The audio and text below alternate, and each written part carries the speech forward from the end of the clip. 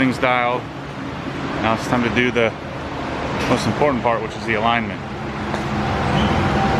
So we have our before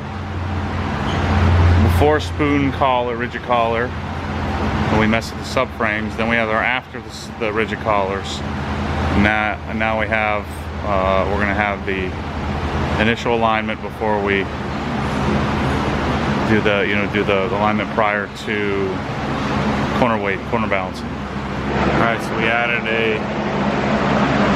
about a degree, 1.2, 1.3 degrees of camber in the front by adding the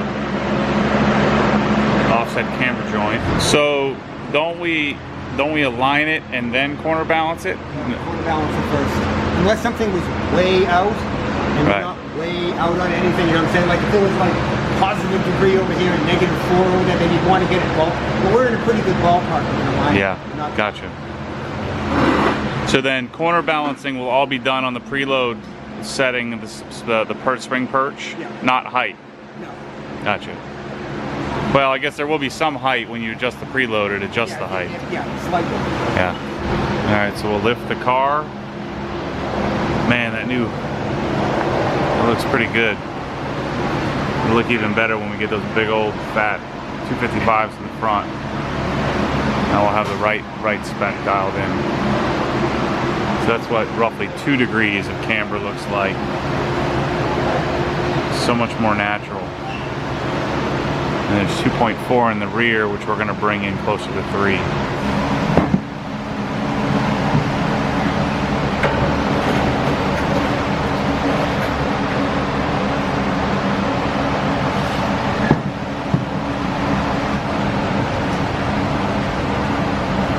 I'm interested to see how much the car weighs. Yeah, me too.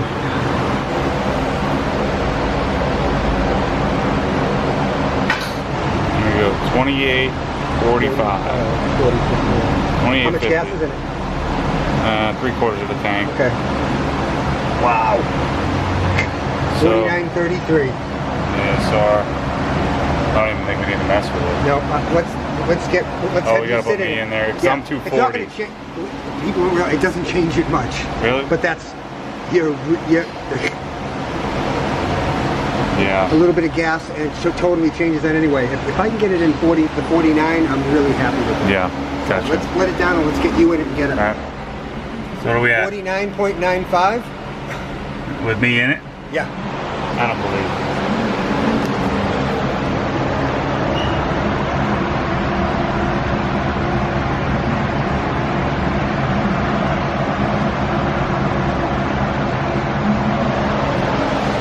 Go. With you in it, it's perfect. Absolutely perfect. Well, so that means we don't need to do jack. That's awesome. Yep.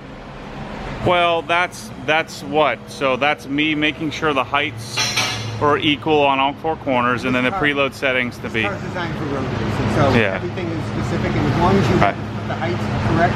Well, because Olin's has the preload settings Yep. proper, Yep. and then as long as I have the heights equal from corner to corner, then I should be good.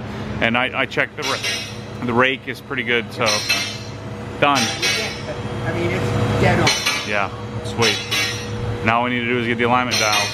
All right, so we just came off a weighing, had to do absolutely nothing, which is awesome. That never happens. And so now I'm gonna roll it back into position, put the alignment rack back in place, so then we can actually dial in the alignment, which is always fun. 2.3 and 3.6, so we're gonna dial that back to up to 2.9, down to 2.9 in the rear, theoretically. Yeah. We'll start with the rear and work our way front. So. Gotcha. All right, so the theory here is that you make these pads movable so the tires don't catch. And then I got this handy little monitor back here so you can see what's happening. Cool part. This is the voodoo science. Magic. Watch how magic happens. But they actually both affect each other on this car. Yeah. Slightly. So that's where having adjustable tow arms will make it so much easier. Or at least a little bit easier. And so as he turns that front bolt, notice the toe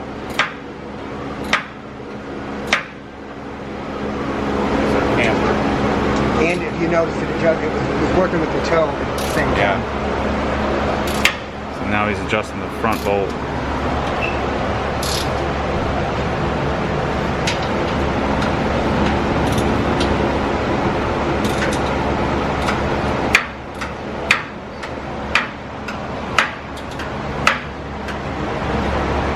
So, -3. Nice adjusting.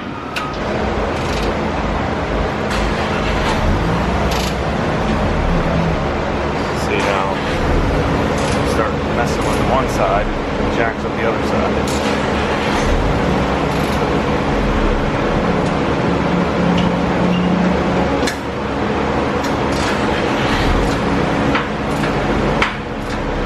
So you can see how these plates shifted in order to allow for us to tell we brought out the left side quite a bit. Okay, believe it or not, because how it's low, whatever with the suspension geometry, Yeah. to get you the right toe, which is factory 3/32, the least amount of camber I can get you on this side is 3 degrees. So we got to go with 3. gotcha, that's fine. Yep. I don't like my tires anyway. You want to play, you got to pay. Yeah. So I guess in order to, if I wanted less camber, I would need to go a little higher. Higher or get like more adjustable arms. Yeah. Maybe I'll be able to get those by the time we get the wheels. Go back in. Now, when we go mess with the front, it'll mess this up a little bit. Come back and tweak it if we need to.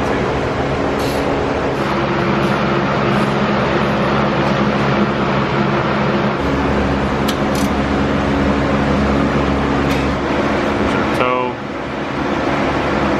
0. A little bit of front camber. Just a tad. So again, I'm dialing in more front camber because when I get the new wheels, the offsets are going to be different. It's pretty sharp. So that's our caster adjustment there. Yeah. So after adjusting caster, he has to do a sweep, you know, turn the wheel left to right in order to get a new reading. So that means every time you do that, you got to go back up and turn it again? Yeah. Would it come up to 7? Yeah. 7, yeah. This isn't good. This isn't good enough garage, Chi. This is obsessed garage. So we're gonna bump it up, try to get it. So, you know, Chi has tons of expertise on S2000, so yep. he's suggesting that we want, you know, anything over 6, or you know, we want close to 7 on a caster adjustment. All right, so we got 2.5 negative camber in the front, 0 toe. We have our what's the factory spec? 1/32 in the rear, on each side. So 2/32 in the rear, 1/16 in the rear total toe. We're -3. Because I don't have toe arms, we weren't able to get, I wanted 2.9, but whatever, -3. So hopefully having that alignment spec will allow us to not rub in the rear. I mean, I've got it plenty high. Now those 25mm spacers are pretty aggressive. So anyway, hopefully we have a successful alignment. The car handles, theoretically should handle much better. Our corner weighting, our corner balancing is dead on, and of course we have the bigger sway bar and spoon rigid collars, plus the origin fab control arm spacers helped us get the front dial in without having to add a bunch of negative camber. So anyway, I'll keep you posted on what how it does.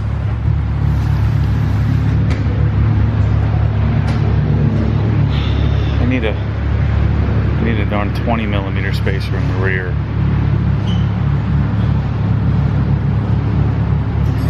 So when we cambered in, we lost some height. What? So $10 says when we get the new wheels, we're gonna have to come up even more in the front. Because look, we lost a bunch of height when we cambered in. But I just don't like the new wheels that are, if they come back out, they're not gonna fit. I don't think. Because that will bump there. So I think we're gonna have to come back up.